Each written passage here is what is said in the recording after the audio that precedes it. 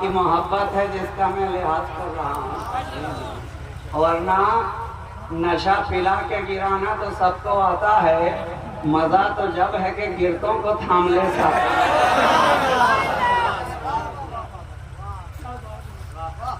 راضی کس رنگ میں بولتا ہے اور کس ڈھنگ میں بولتا ہے، دونا والوں سے اچھا کوئی نہیں جانتا۔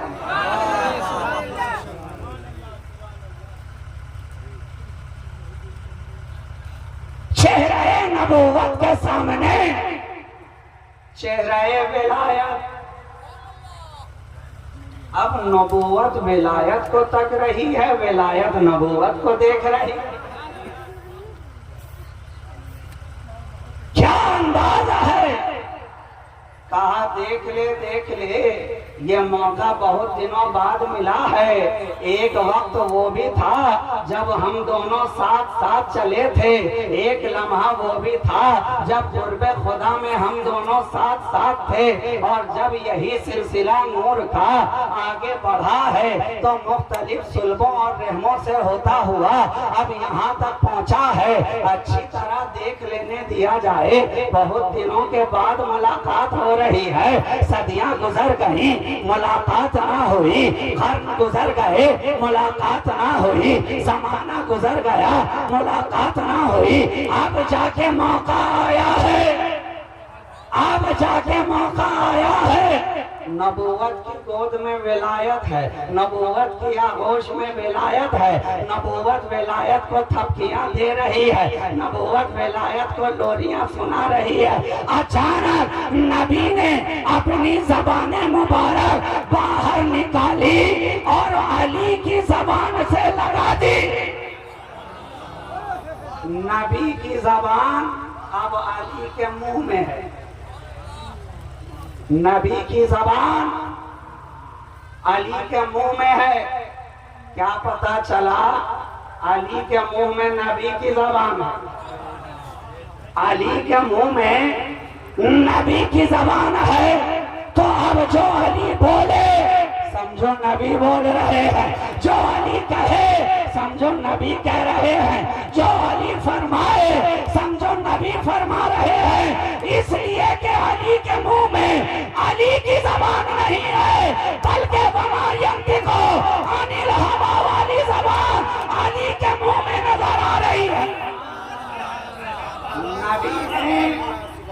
نبی نے اپنی زبان ڈال دی علی کے منہ میں، اور علی ہیں کہ بڑے ذوق سے چوستے چلے جا رہے ہیں۔ تحنیک فرمائی نبی نے، اور کیا انداز ہے جب بچوں کی تحنیک فرماتے ہیں تو سنت تو یہی ہے کسی میٹھی چیز کے ذریعہ، یا شہد ہو، یا روایات میں یہ بھی ہے کہ نبی نے کھجور کو چبا کر باریک کر کے بچے کے منہ میں رکھ دیا۔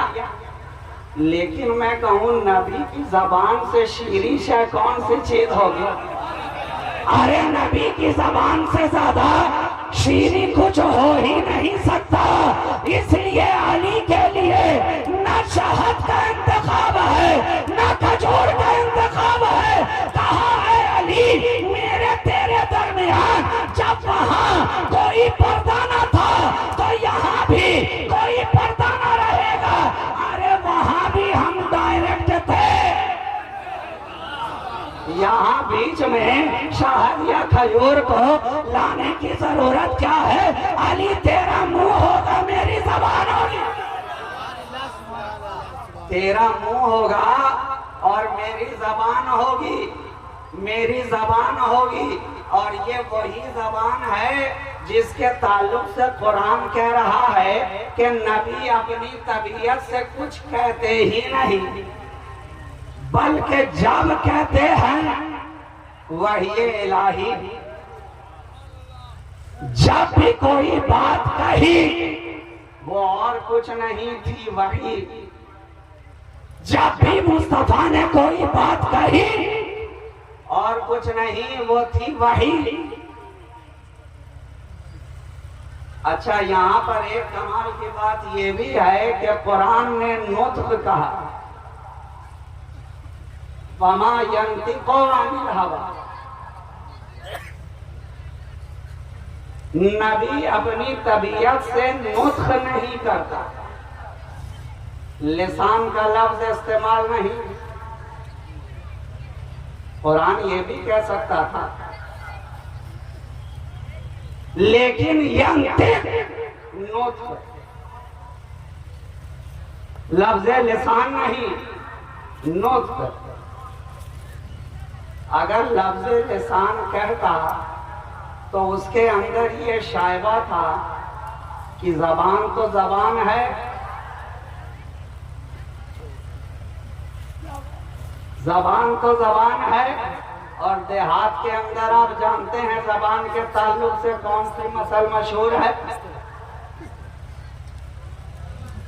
یہی زبان انسان کو عزت بھی عطا کرتی ہے اور یہی زبان ذلت کے دہانے تک بھی پہنچاتی ہے۔ غصے کے عالم میں ہو تو کچھ اور لوگ بولتے ہیں، یہی زبان کہتی ہے۔ جب دل میں سرور ہو، طبیعت میں فرحت و انبساط ہو، دل کے اندر لڈو پھوٹ رہے ہو، تو اس وقت زبان کچھ اور کہتی ہے۔ اور دل کے اندر غم ہو، کوئی چڑ ہو، کسی سے عداوت ہو، بغض ہو، دشمنی ہو، تو اس کے لیے زبان کچھ اور کہتی ہے۔ دوست کے لیے الفاظ کچھ اور، دشمن کے لیے الفاظ کچھ اور، اپنوں کے لیے زبان کچھ اور، بیگانوں کے لیے زبان کچھ اور، پڑوسیوں کے لیے زبان کچھ اور، علاقے والوں کے لیے زبان کچھ اور، گھر والوں کے لیے زبان کچھ اور۔ لیکن یہاں بات زبان کی نہیں ہے، یہاں بات ہے نطق کی۔